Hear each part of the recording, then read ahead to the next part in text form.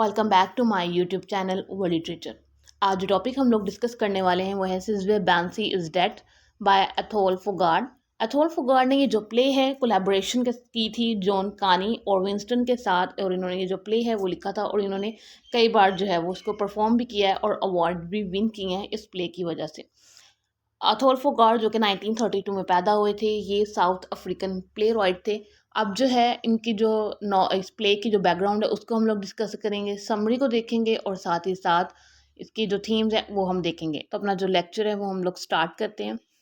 First of all اگر ہم لوگ اس پلے کی بیک گراؤنڈ میں جائیں تو بیک گراؤنڈ میں یہ ہے کہ جب فوگارڈ as a NATO commissioner Johannesburg کی جو کورٹ ہے اس میں کام کرتے تھے ایز اے کلرک جو ہے وہاں پہ. تو اس ٹائم پہ جو ساؤتھ افریقن نے ایک لا پاس کیا ہوا تھا کہ جو ورکنگ کلاس کی جو سیگریگیشن ہے، مینس کہ وائٹ کو بلیک سے جو ڈفرینس ہے اس کو مینٹین رکھنے کے لیے جو بلیک مین ہے ان کے پاس جو ورکنگ کلاس ہے، اوبیسلی اس ٹائم پہ جو ورکنگ کلاس تھی وہ بلیک مین ہی تھے، ان کے پاس بکس کا ہونا بہت امپورٹنٹ تھا. پاس بکس میں جو کسی بھی انڈیویجول کی آئیڈینٹی ہوتی ہے کہ وہ بلیک ہے یا وائٹ ہے، اس کے بارے میں سب کچھ لکھا ہوتا ہے پاس بک میں، اور اسی کی وجہ سے وہ کنٹری میں ٹریول کر سکتا ہے یا پھر اس کو امپلائمنٹ دی جاتی ہے. تو اس ٹائم پہ جو ہے وہ اپارٹڈ جو سسٹم تھا وہ گورنمنٹ کا تھا، اسی کو کرٹیسائز کیا ہے فوگارڈ نے اپنے اس پلے کے اندر. یہ ہو گیا اس کا بیک گراؤنڈ. اس کے بعد اپارٹڈ جو سسٹم ہے اس کی بات کر لیتے ہیں. اپارٹڈ جو سسٹم ہوتا ہے یہ ساؤتھ افریقہ کا اس ٹائم سسٹم تھا جب یہ پلے لکھا گیا. ان کے پلے کے بیک گراؤنڈ میں یہ سسٹم ہے.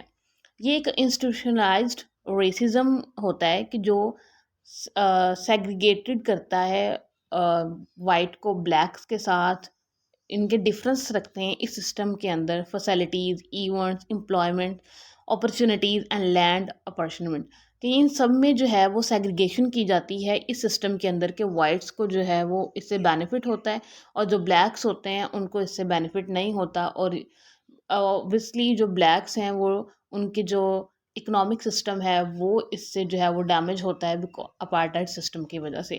تو اسی کو جو ہے فوگارڈ نے جو ہے وہ کرٹیسائز کیا تھا، اور یہ 1990s تک ساؤتھ افریقہ میں تھا اپارٹائڈ جو سسٹم تھا.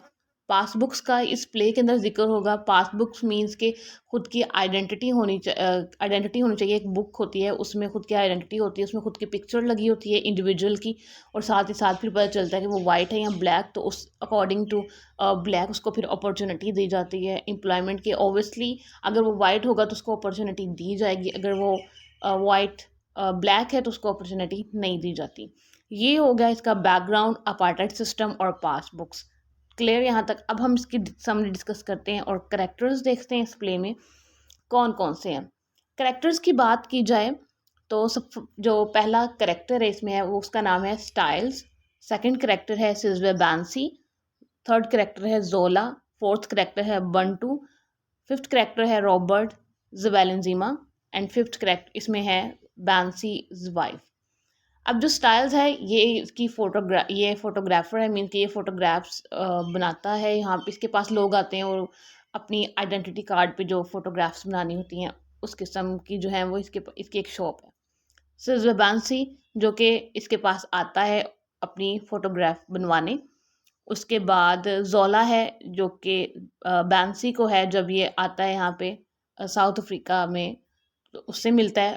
بنٹو زولا کا فرینڈ ہے. رابرٹ زویلنزیما اس میں ایک ڈیڈ مین ہوگا، اس کا کوئی رول نہیں ہے لیکن اس کی جسٹ ڈیڈ باڈی ملتی ہے پلے کے اندر.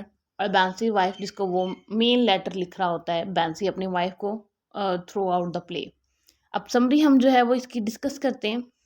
سمری اگر ہم لوگ ڈسکس کریں کہ سٹارٹ ایسے ہوتا ہے یہ پلے کہ جو سٹائلز ہے وہ اپنی فوٹوگراف شو میں بیٹھا ہوا ہے اور وہاں پہ بیٹھ کے یہ نیوز پیپر پڑھ رہا ہے اور آرٹیکل پڑھ رہا ہے اور اس پہ ہنس رہا ہے. اور آرٹیکل پڑھتے پڑھتے اس کو جو ہے وہ ایک سٹوری یاد آتی ہے کہ جب یہ کام کرتا تھا فورڈ موٹر میں.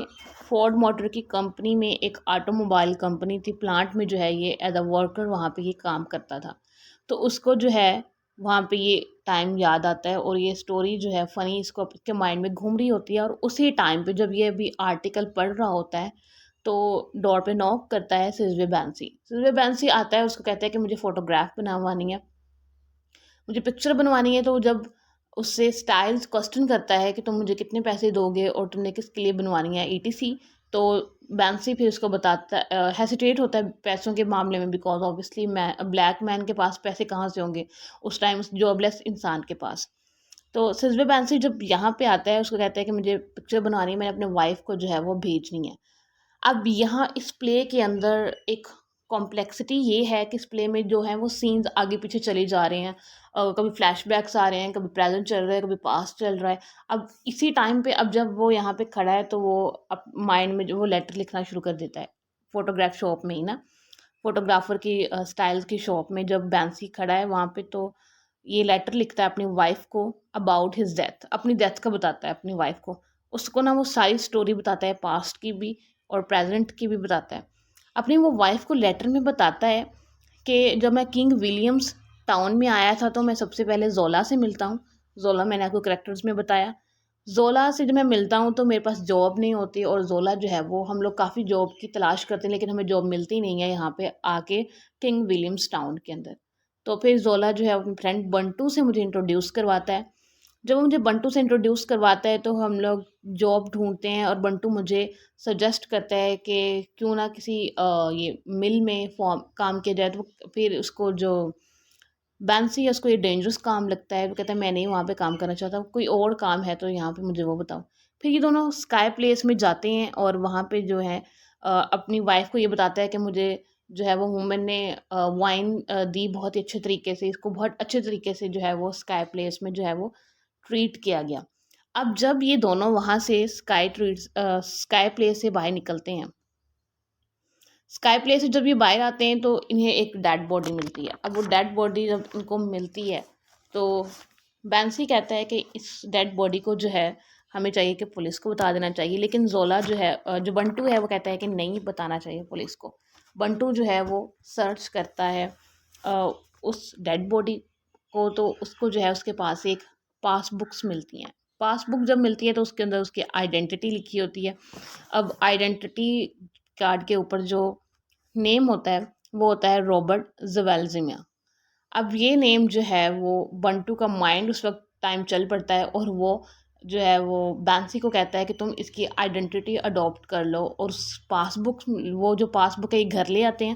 اس میں سے اس انسان کی جو رابرٹ ہے اس کی پکچر کو نکال کے پھینک دیتے ہیں، اور اس کی جگہ جو ہے بینسی کی پکچر لگا دیتے ہیں، اور تاکہ بینسی کے پاس امپلائمنٹ کی ایک جو ہے پروف آ جائے گا. کیونکہ اس ٹائم پہ اپارٹائڈ سسٹم کی وجہ سے ساؤتھ افریقہ میں وداؤٹ جاب نہیں رہ سکتے تھے، اور بینسی کو نوٹیفیکیشن مل چکا تھا کہ تمہارے پاس جاب نہیں ہے تو تم 3 دن کے اندر تمہیں اس جگہ کو چھوڑنا ہوگا. تو دیٹس وائی یہ بہت پریشان تھا، اور اسی کنڈیشن میں ان کو وہ ڈیڈ باڈی مل جاتی ہے. پھر کیا ہوتا ہے جب یہ اپنی اس کو لے لیتا ہے، آئیڈینٹی اس کی لے لیتا ہے رابرٹ زمینزیما کی، اور اپنی وائف کو بتاتا ہے. لیکن اس سے پہلے جو بینسی ہے وہ کافی ہچکچا بھی رہا ہوتا ہے کہ میرے بچے ہیں، میری وائف ہے. تو بنٹو اس کو اشور کرواتا ہے کہ تم اپنی وائف سے دوبارہ شادی کر سکتی ہو، اور یہ اپنی وائف کو جو ہے لیٹر میں جو ہے وہ اپنی ساری سٹوری بتاتا ہے. اگین جو ہے وہ سین جو ہے وہیں پہ شاپ میں ہی ہوتا ہے، اور یہ وہیں پہ لیٹر لکھ رہا ہوتا ہے، اور وہیں پہ جو ہے پلے جو ہے وہ اینڈ ہو جاتا ہے. اب یہ جو پلے ہے تھوڑا کمپلیکس ہے. اب اس پلے میں کمپلیکس اس طرح سے ہے کہ سٹوری جو ہے وہ صرف ایک فوٹوگرافر کی شاپ سے شروع ہوتی ہے اور دین اسی پہ ختم ہو جاتی ہے، اور اسی میں ہی پاسٹ کے سین بھی چل رہے ہیں اور پریزنٹ کے سینس بھی چل رہے ہیں.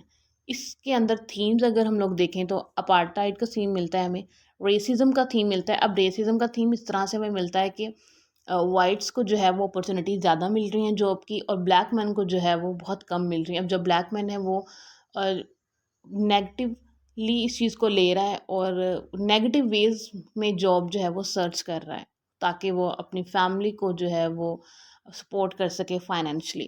اس کے بعد آئیڈینٹی جو مین تھیم ہے اس کے اندر، آفٹر کلونیلزم جو پوسٹ کلونیل لٹریچر ہوتا ہے اس میں جو مین تھیم ہوتا ہے وہ ہمیشہ سے آئیڈینٹی ہی ہے. آئیڈینٹی مینس کہ اب جیسے کہ فرسٹ آف آل ہم بینسی کی بات کریں تو بینسی نے جو ہے وہ اپنی آئیڈینٹی چھوڑ کر جو ہے وہ رابرٹ جو ڈیڈ باڈی تھی ان کو ملی اس کی آئیڈینٹی لے لی تھی.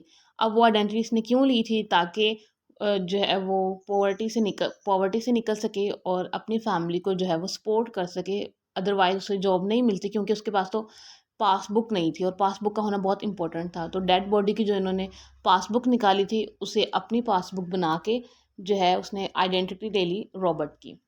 اور جو سیکنڈ اس میں پرسن ہے جس نے آئیڈینٹی چینج کی تھی وہ تھا فوٹوگرافر سٹائلز. اس نے کیا کیا تھا کہ وہ جب وہ یاد کرتا ہے کہ پہلے جو تھا میں وہ ایک ورکر تھا فورڈ موٹر کمپنی میں، لیکن اب جو ہے یہ فوٹوگرافر ہے، ان کے آئیڈینٹی کس طرح سے لوگ چینج کرتے ہیں.